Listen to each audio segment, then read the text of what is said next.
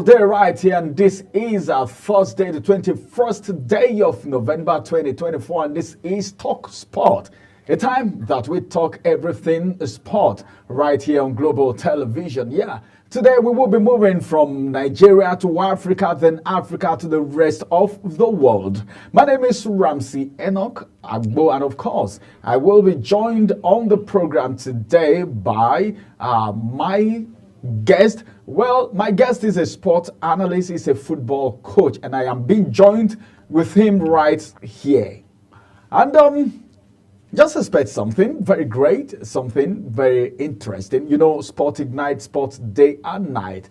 Coach Onyebuchi Johnson is right here with me. It's good to have you in the studio this morning, Coach. Thank you very much. It's my pleasure. Yeah, it's good to have you in the studio. It's good to talk sport with you this morning. And of course, there's so many things happening from around Africa. And we want to begin with the CAF Award nomination for 2024. As a matter of fact, Ajibade and of course, you know, Nadozie have been nominated for the Women's Player of the Year. The Super Falcons duo, Rashidat Ajibade and Chiamaka Nadozie, have been already nominated for the 2024 CAF Women's Player of the Year. The two players are nominated along with 8 other players. Ajibade and Nadozie were part of the Super Falcons squad to the 2024 Olympic Games back there in Paris. You remember how the performance actually went. The duo also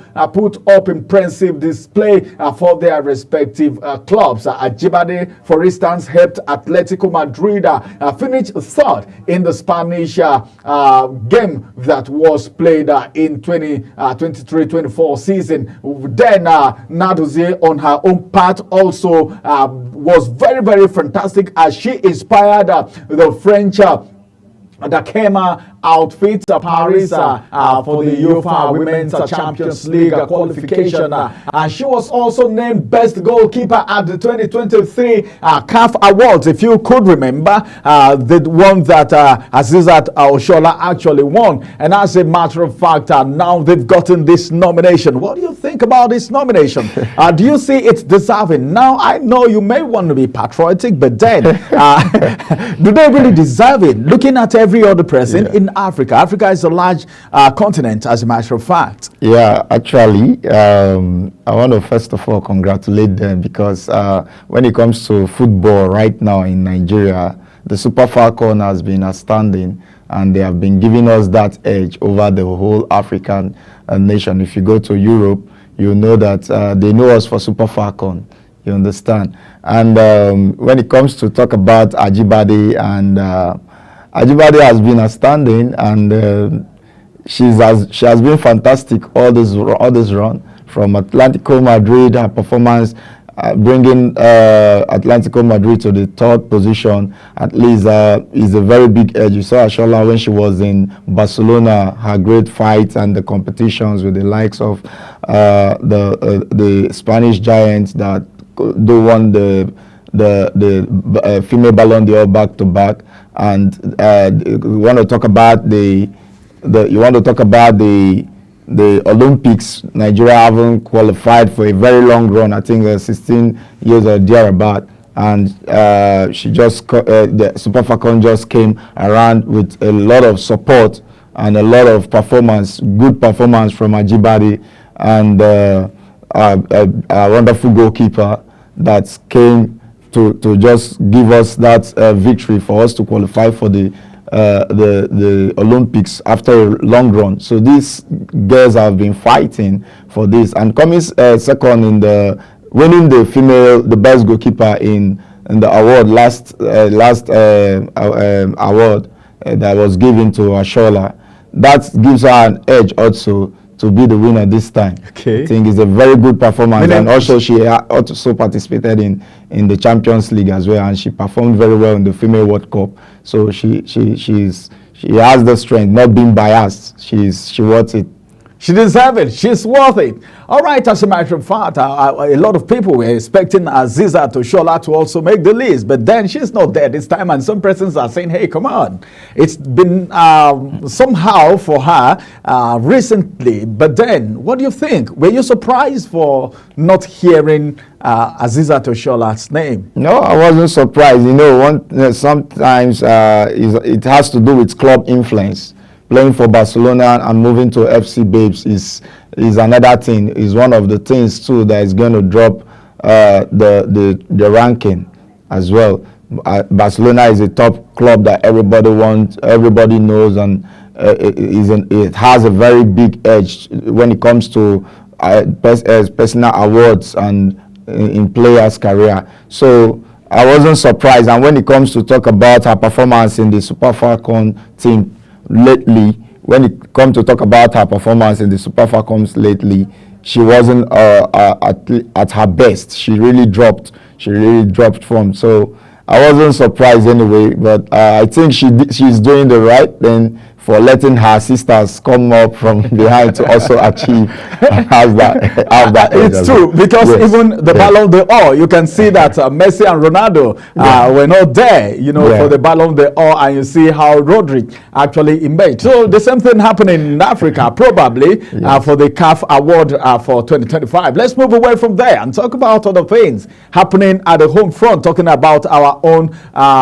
Premier League, okay, the NPFL, of course. That's our own Premier League. We wouldn't want to depend on England, you know, depend on Spain for the Spanish La Liga, then Italy for the Italia Serie A. But then let's talk about the NPFL right here, where so much is happening, as of course Atalanta is on top of their game. What is exactly the issue right here? Let's quickly look at what is happening. Let's talk about Atalanta of Owerri as they are ready for their debut war with Rangers International. I'm talking about Atalanta, who have already expressed determination to record a win against Rangers in their Oriental derby. You know, when it comes to derby, you know what it means. And as a matter of fact, Emmanuel Amunike, you know his pedigree, and of course, you know where he started from and where he is right now. And as I speak with you, Emmanuel Amunike's side will be squared up against Rangers, and that's going to be a match day 13 fixture at the Dan Anyi Stadium there in Owerri, and that game is going to be going down on Sunday. But that's not all. Heartland, as you know and I know, are unbeaten in their last three beautiful games in the Nigerian Premier Football League, that's NPFL. And we can also recall that Heartland of Owerri suffered a 2-1 loss at Rangers in their same fixture, and that was last season. Emmanuel Onyebuchi and of course Kalu Nweke were actually able to grab the goals for the Rangers, while Chukwuebuka Ogbonna score the consolation for Heartland. At least they got a consolation. But then looking at this derby, what are you thinking? Are you expecting anything different, or it's what we have had? But then remember that Amunike is in the picture right now. Yes, definitely. Heartland presently, they have all it takes now to clean up their mess they have been having all through last season, because Amunike is a very big shot, and the likes of the support from the British guy in his technical team at least is going to really brush up the club, brush up the team, even the dressing room. So Rangers is a very big game for Rangers. It's a very big, because Amunike, even as when he was a player, he was very tough. He's a very tough player, not to talk of now him being a coach. So you'll be expecting something very tough. And since he resumed duty, there's this discipline in the Heartland team now that is very impressive. Even the players, everybody are already giving their 100%, giving their best to make sure Heartland, I'm not going to place them very high this season, but I know next season is going to be Heartland season, because a lot of job has been done so far, and it's not going to really be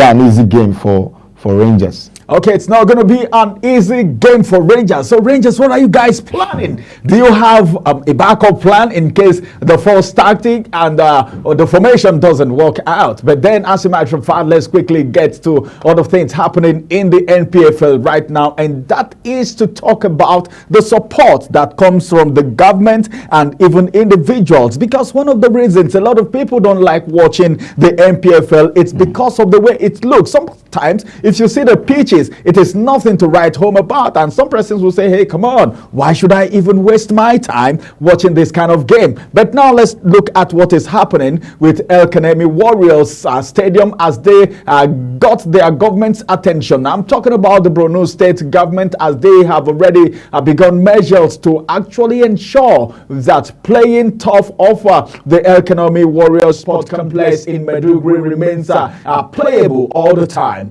The stadium is the home ground of the NPFL side El Kanemi Warriors, and according to report that we are getting, the pitch has lost its green nature following the hot weather in that part of the state. You know how hot Maiduguri is, and because of the nature of the weather there, the pitch seems not to be the way it used to be. And one good thing is that the state commissioner for youth and sports have actually stated, and of course that they will do something, and they have already started the process of wetting the ground often before and after the game. And Academy Warriors are already built to host Aqua United, and that on the same ground where these activities are going on, where the government is supporting what El Kanemi Warriors is doing by watering the turf. At least if you can't get to the moon, at least you pick the star. Exactly. It's something. So they can get a new turf now, and they are watering the one that they have, and this game is going to be coming up. What would you have to say about government support and individual support for the Nigeria Premier Football League generally? Then you talk about El Kanemi Warrior getting the support of the government as far as their pitch is concerned. Yeah, I think in Nigeria Football League is one of the fastest growing sector presently now in Nigeria, and I'm really happy for that, and I commend the leaders and also the governor and the government. I commend them in such growth, because we just have, if we want to look at the pictures of stadiums we have presently, after mentioning Uyo Stadium, then Port Harcourt, Omawa Stadium, then you talk about Abuja and Lagos.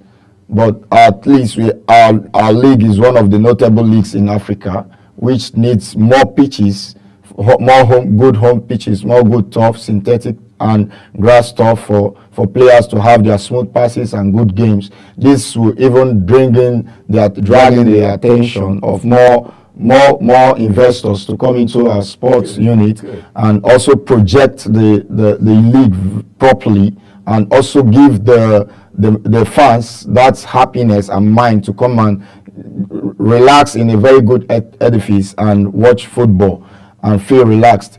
They are really doing a lot. It's really growing a lot, and it's very impressive for the Academy Warriors. I know a lot of states presently now working so hard. Even I think of recent, I had they are really making plans for Bayelsa to have a very good stadium presently, and so many states are really coming up, and this is a very big boost to our league. By the time we have all this stadium, definitely in a short while we'll start looking at when we'll start fighting for hosting a World Cup of a standard World Cup in Africa as well. So it's a very good development. I really commend the government. I'm really impressed. That's very good development. Good development, and I'm very impressed. That's coming from Coach Onyebuchi right there. As a matter of fact, we'll stay talking about the Nigeria Premier Football League. Let's talk about Lobby Stars a little bit. You know, Lobby Stars have been playing their matches, their home matches, not in Makurdi, their Parakou Stadium, because of probably the stadium is not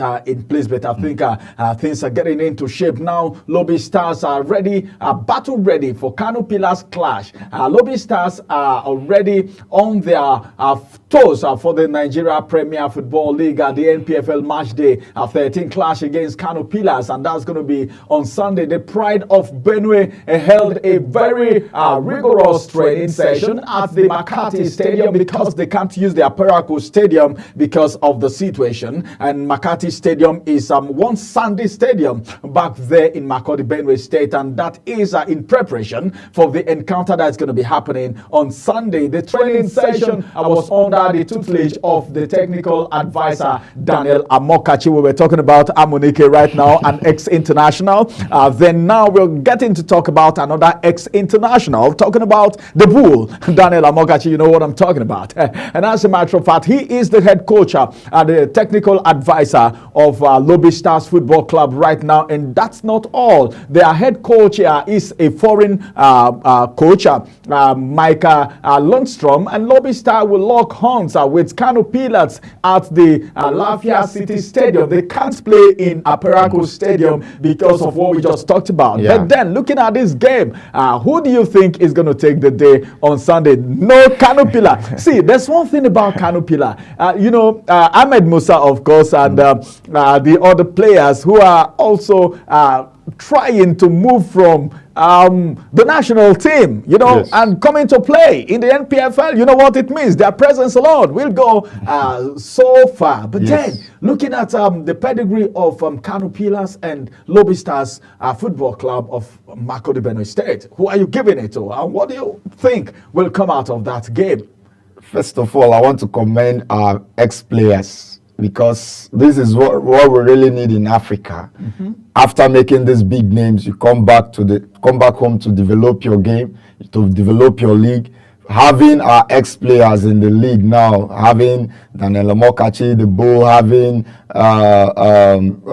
Emmanuel Amunike and the rest. Imagine, sometimes I picture how I wish John Mikel Obi is handling a sector, Joseph Yobo handling another thing. This is a very massive competition, you understand? So whenever I see ex-players coming back to give back their best in our league, it's really impressed. Yes, it really impressed me, and this is really what we need to develop our sport. And the likes of Musa as well. Not that Musa wouldn't have other offers abroad to play, but he has given his all to Kano Pillars, willing to come back. It's going to be a very tight match. It's going to be a very tight game. But with what Daniel Amokachi is doing, I'm giving it to them. I'm giving it to Lobby Stars because it's not only Ahmed Musa that is going to play, but this team, Lobby Stars, they are very technical and clinical presently now in their game. Right now, they are more than what they were last season in the league. So I'm really giving it to them this time. All right. Giving it to Lobby Stars Football Club as against Kano Pillars. I don't know what you're thinking, but what's on your mind? A lot of you would want to see, of course, the former captain of the Super Eagles on the field of play. But then, who are you giving it to? Get to the comment section on YouTube or the live session on Facebook and drop your comments and reactions so that we can also react back to it. Sport Ignite, Sport Day and Night, the most entertaining thing on the surface of the earth is sport, of course, and that's where we have decided to stay. Let's go to a quick break. After this break, we return and we'll talk about some statements coming from some Nigerian players from the Super Eagles. Remember their performance in their last game. A lot of people are saying so many things, and they, on their own part, are saying their own things too. And all of that will be talked about after this break. Stay with us.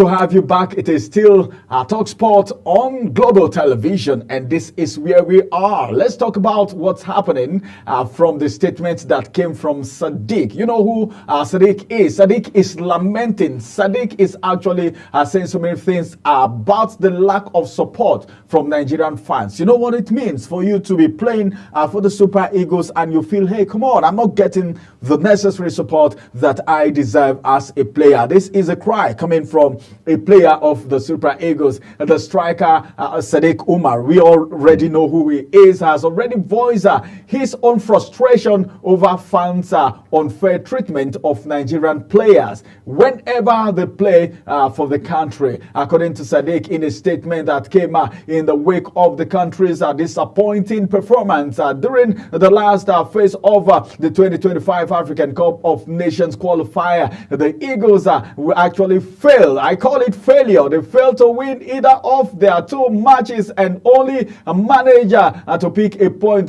from a possible 6 games. Austin Eguavon's men played a 1-1 draw with the Benin Republic. The Cheetahs of Benin at the Stade Felix Honten Body Stadium in Abidjan. That was last Thursday to book their qualification for the 2025 African Cup of Nations that's going to be happening back there in Morocco. Reacting to the abuse from fans on social media, Sadiq Umar, who was inclusion in the national team for the African Cup of Nations qualifier, also raised an eyebrow, having failed to secure or even assist so far this season. He's not gotten any goal. He has not scored any goal. There was no assist from him. My brother, why they not go complain? Nigerians are looking up to you guys, you know. But then, as a matter of fact, in an interview that he had, he has bemoaned the fact that the insult that is being hurled at the players is unbecoming and it's discouraging. Remember what happened to our player when Nigeria got out of the last match, the wiping on social media, you know. And of course, during the issue between Osimhen and Finidi Judge, you see the lashing on social media. In fact, the social media is there right now just like an image. It's a mirror where a lot of things are being mirrored right now, you know, and reactions coming from almost everyone in Nigeria. Even the smallest child, you know, can get on social media and rant and say anything they really want to say. Remember, Iwobi had to come up on social media also to say, please, I apologize.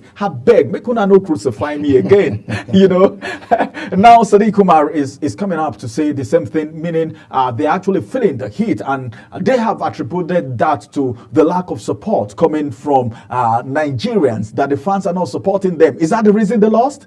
I'm asking. You know, you're a coach. Yeah, definitely. Apart from sport analyst, you're a coach. I need to ask. Definitely, I think with time, I'm seeing we need to have a fan education where these fans need to be educated, and they need to have a rules that's going to govern them in supporting football globally, the whole world, because it's not getting funny.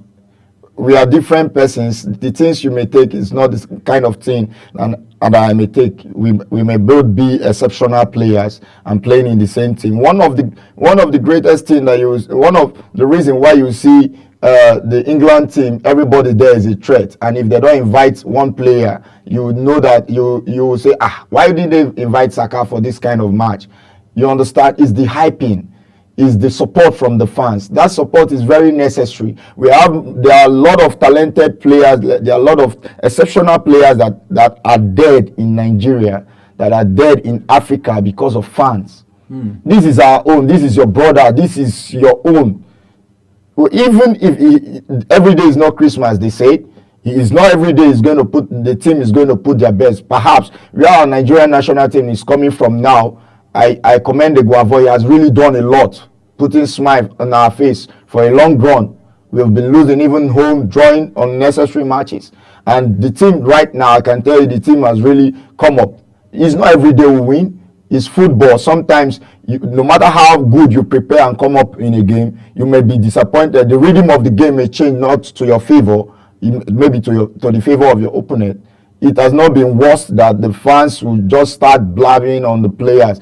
bullying the players here and there. There need to be a control even in the social media on how fans do treat players. It's really killing our football. It's really killing the players' career every day. So nevertheless, not that the performance were very fantastic from the both 2 matches, the draw and the one we lost home. Is our home. We have more edge. We have the power to win in our home. We have more of the fans, more of the support. But you need to be in the stadium that day. I was there. You need to be in the stadium that day to hear what we are coming out from. That was not support. That's not Nigeria supporting their own. It's enough to discourage someone to play. These guys, if you look the duration of time they come back home to prepare for a game, it's very short. Sometimes they just come in the space of 1 week, 2 weeks, the match is there. And they play in different teams. They don't expect magic.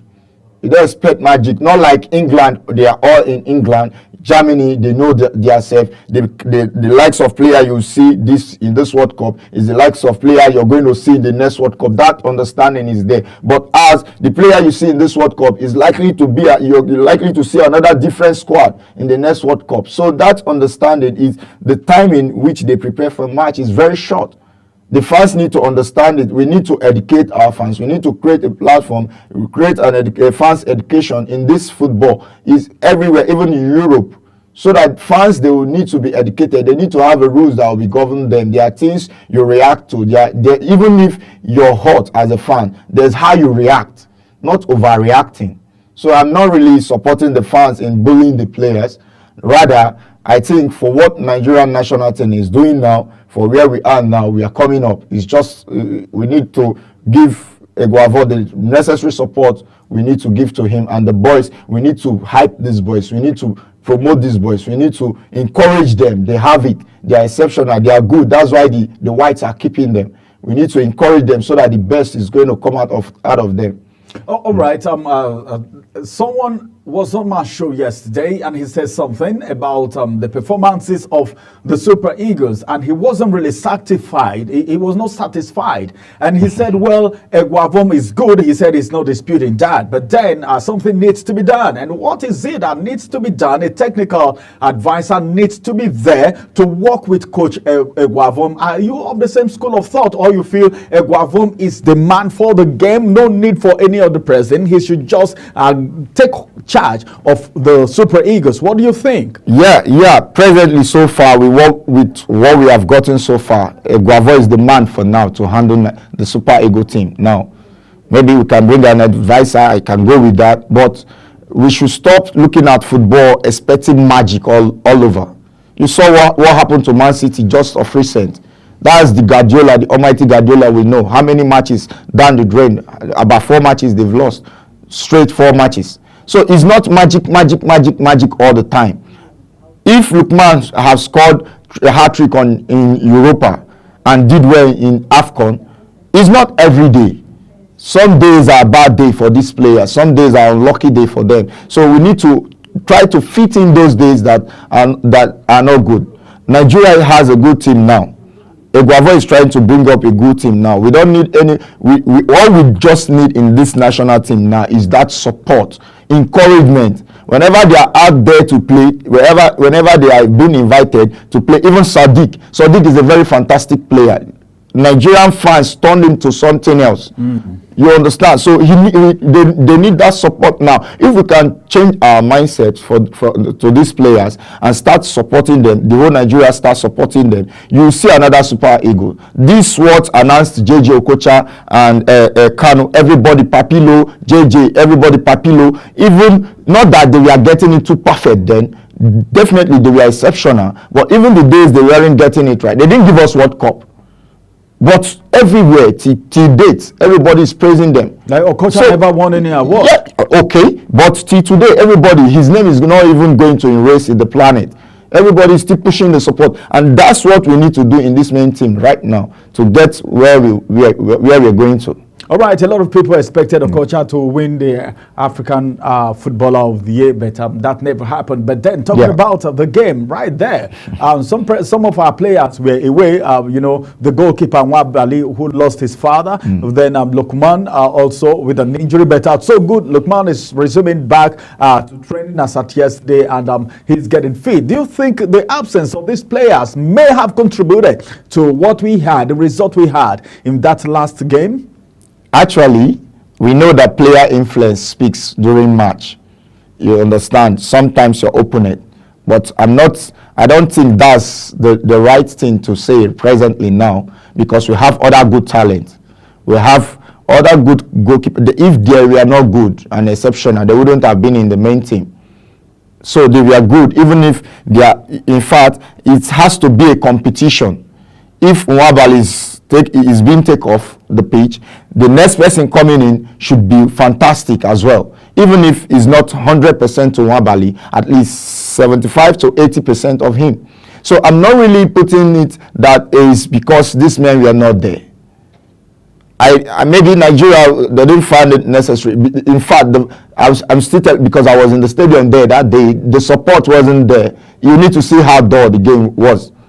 The game was very dull. So I'm not really blaming the players absent. And we have other good players there that would have, look at Boniface. Boniface would give Nigeria a go if Nigeria demand for a go and give him the support for them to give him a go. He's going to give a go, but everybody is just focusing on criticizing these players. All right, everybody focusing on criticizing the players. Let's move away from there and talk about Enyimba Football Club a little bit. I said we're going to be concentrating more on the Nigerian football, the performances, what they've been doing. Remember, the Edo Queens just made us proud, even though they didn't get there. But then, they say nearly doesn't kill a bird. But then, if you don't say, I am here, nobody will say, where are you? Sometimes. So it's good that the Edo Queens actually made us proud. Still in Africa, let's talk about the CAF Confederation Cup. Where Enyimba have intensified preparation for a very marshy clash. Enyimba are now intensifying their preparations, like I said, for their CAF Confederation Cup group clash against a very tough team. Talking about Al Masry of Egypt. Anything coming from Egypt, you know what it means. And of course, they will host Enyimba at the Suez Canal Stadium, Ismailia. And as a matter of fact, that's going to be happening. Of course, it has already, it's going to be happening in November. That's on Wednesday, November 27. The People's Elephant had a light training session at the training pitch of the Godswill Akpabio Stadium, the one you actually said is one of the best in the country while you were talking just now. Then, as it is right now, having this training there in preparation for their game, that training actually happened yesterday for the game. And of course, another Egyptian side, Zamalek, and of course, Mozambique's Black Dolls are the other teams in that same group. My God, what do you think is the survival hope of Enyimba United? Zamalek, then the Black Bulls. Then you also come to talk about their opponent coming from Egypt, the Mashi. I saw this and I was like, hey, come on, who did this grouping for crying out loud? But then Enyimba have not seriously disappointed Nigerians in the past. At least they have always gone for the star and for the moon, and they never come down without getting a star at least. So what do you think would happen to Enyimba in this group so far? Actually, it's football. If they want to come and concentrate on the names on the group, that's where the failure start. But so far, they have been preparing, and a wonderful preparation for this CAF.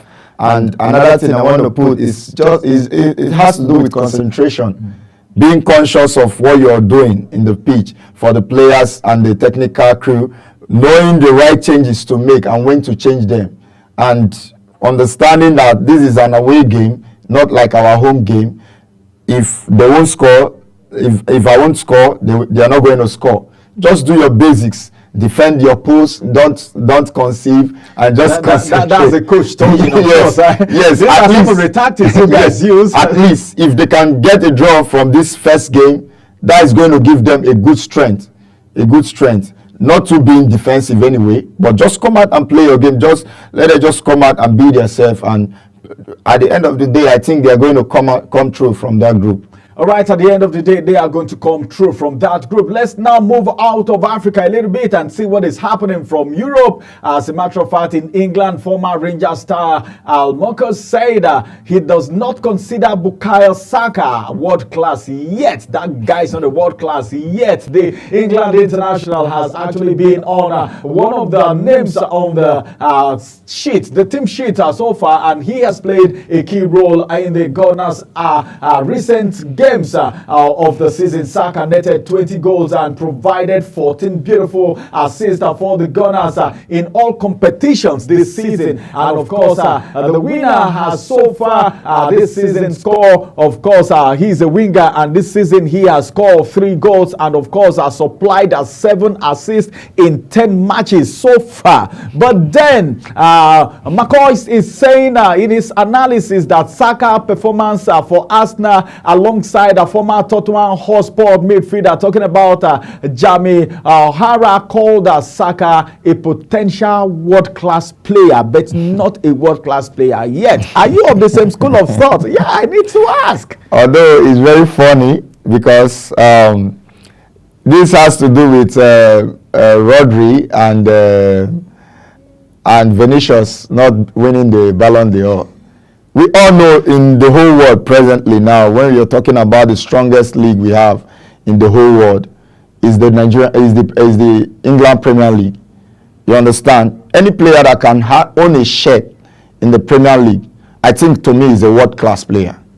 That's the strongest league in the whole world. There's no league you can compare. If you want to come to Spanish La Liga, we only have Real Madrid, Barcelona, and maybe Atlantico battling with Girona, either Girona this season or next season, Villarreal, or you understand, or Sevilla. Not we want to talk about other leagues.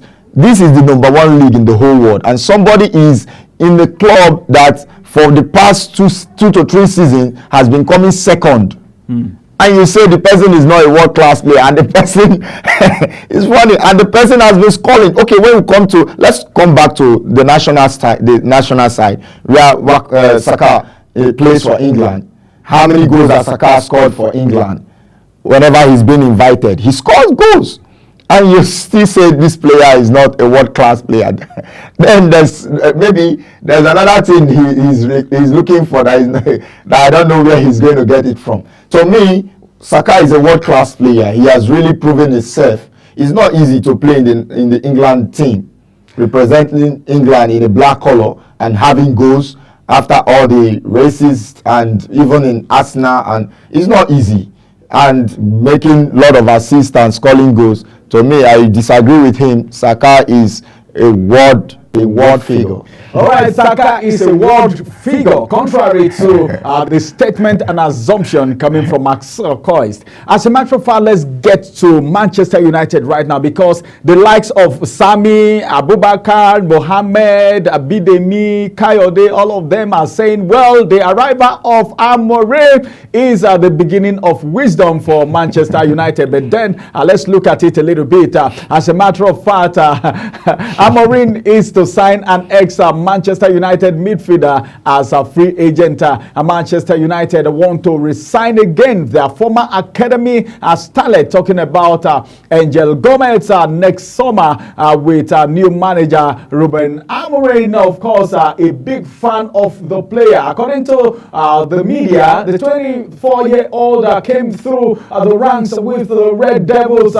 Gomes became actually United's 4th youngest player of all time when he actually made his debut at 16 years. That was 263 days against Crystal Palace in a Premier League game in May. That was far back 2017. However, Gomes struggled to nail down a regular place over the next 3 years, making just 10 appearances in all competition, and he was eventually released in the summer of 2020. But now Amorim is saying hey, come on, I need to bring this guy in. Even before we got into the studio, there was this Sammy of a guy that I was talking with. He's a Manchester United fan, and he was, hey, come on, you people will see what Amorim will do in Manchester United. And as a matter of fact, you are here right now going to pick this player. Is that a good move? And what is your total assessment of Amorim in Manchester United? But don't forget that the sack of Erik ten Hag is the beginning of wisdom for Amorim. So all hands needs to be on deck. Yes, actually, when it comes to Man U, I really commend them with ten Hag because this is the only coach that they have been really patient for a long run.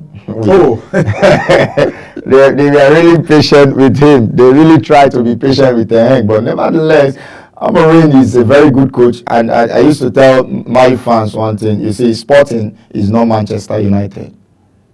Sporting is a different team. Manchester United is a different team. He's coming to meet a different players altogether. He's coming to meet a different management altogether. What he's getting in Sporting, the motivation and the vibes he's getting from Sporting, is he going to get it there? I'm not going to decide on him till I see his first 3 games.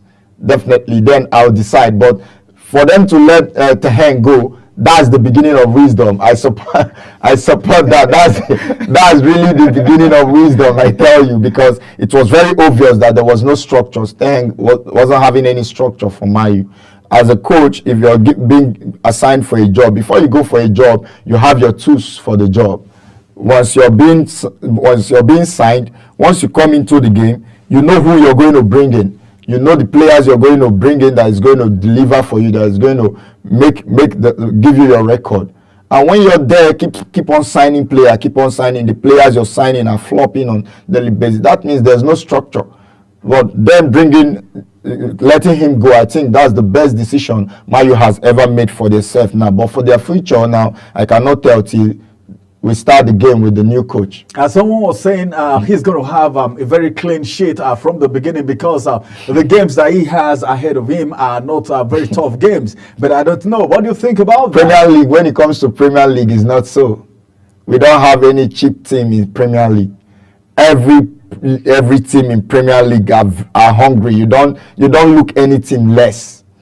Yes, it's his new job. He's going to do everything to make sure, yes, he has he win his first match, second match, third match. That's fine, but you can't predict that in Premier League. Every team are hungry.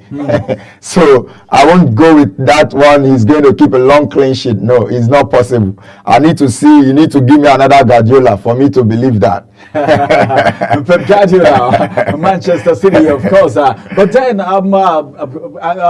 Pep Guardiola, I don't know. What do you think about him in Manchester City? Because he's signing 1 year more. And of course, some presidents are saying, hey, come on, it's better to leave when your vision is high. What do you think about his decision and his performance so far? You know, so a lot of people look forward to Pep Guardiola, and when it comes to coaching, I think he's also a man for the game, like Mourinho will call himself.